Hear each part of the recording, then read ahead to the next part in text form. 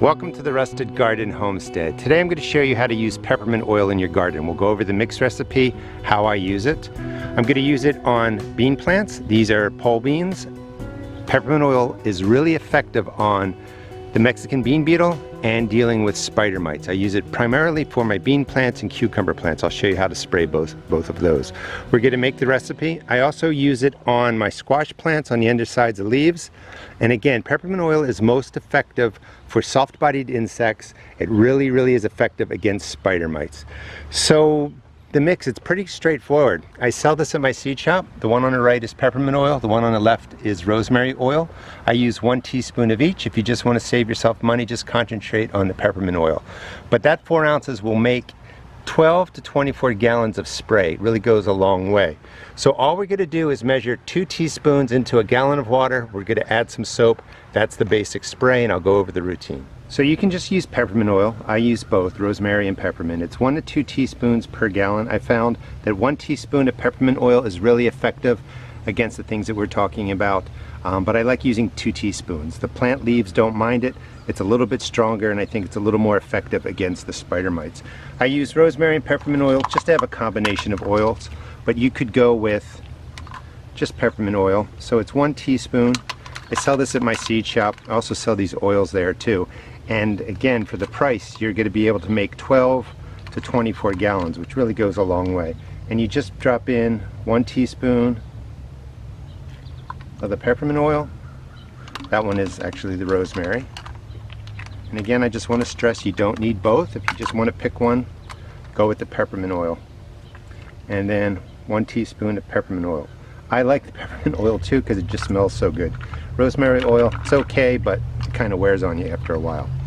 So notice I put the water in there first. You don't want to put in your soap first and then the water, or you'll end up with too much foam. This is Castile type soap.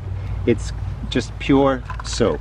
So in that I will use 1 tablespoon to 2 tablespoons, and you'll see I'll probably pour in too much. Okay, that's 1 tablespoon of the Castile, C-A-S-T-I-L-E, Castile type soaps is the best. It's the safest. If you're going to use like dish detergent, Dawn or something like that, it's just 1 or 2 teaspoons in here, not a tablespoon. It's a tablespoon of the pure soaps. Too much soap is what could damage the plant leaves, so use it wisely. You're just putting in enough soap so that when you shake this, the oil stays dispersed through the water for a good 20 seconds. And you might have to, you know, use a little bit more soap, but start with less. And the way that you know is when you shake it up, you know, you actually want this off and just give it a stir. You can see the oil floating on top. If the oil's not floating on top, then the soap has worked and you're good to go. Remember, too much soap can end up damaging your plant. So this is set up now. Just pump it up and let's take it out to the garden. This is one area where I'm growing pole beans. These are growing up cattle panel and they're beginning to produce. You can see the green beans are starting to form. I should have started spraying the peppermint oil about 2 weeks ago. That's when I know the spider mites show up and problems start. The best prevention is really a routine. It's not so much the oil or spray that you pick, but it's you and I just sticking to a routine. So the leaves down at the bottom are beat up. There's different patterns on there. Some's fungal, which I'm not really worried about. These holes are from snails and slugs. I've already taken care of them. But the kind of paper thin chewings on the bottom of the leaves are soft-bodied insects. Spider mites might leave a little bit of webbing on the underside. They're hard to see, but you know that they show up and they start at the bottom and your leaves just start dying off. They'll look like a little bit like that, and then the death of the leaves just works up. So you want to get in with your peppermint oil spray. Really shake it well. Every 10-15 seconds, shake the container again. You just want that oil to be dispersed through there. If not, you're just spraying soapy water. Get the undersides and just drench everything down. The oil will irritate and kill the spider mites. This peppermint oil's really changed how I can grow beans and cucumbers. They just last much longer in my garden, so I get a lot more production out of them. And you just soak it down like that. As you work your way up, you don't have to soak it as much, but you just want to get the undersides. This is why I like to trellis, because it's real easy to spray, contact all those spider mites and other soft-bodied insects. And this is all I do for the bean plants. I will do the other side. Everything can be dripping. The peppermint oil, again, is pretty benign at 2 teaspoons in a gallon of water. Just don't over concentrate the harsher soaps. That's what would damage your leaves. But this will take care of the plant. It also kills the Mexican bean beetle. Not so much the beetle itself, but the spray damages the eggs, the larvae, the little hatchlings, and it keeps that bean beetle under control. This is one of my cucumber plants, and I'm just going to soak down the tops of the leaves and really get the undersides. The biggest mistake, again, and I want to stress it, is people use too much of the detergent type soaps, and that can damage your plants. For detergent soaps like Dawn or stuff that has grease cutters, you really only want to use a teaspoon, maybe 2 in a gallon of water. Try and use the Castile types. That's pure soap. It's very safe, and I use a tablespoon to start, maybe 2 tablespoons if needed.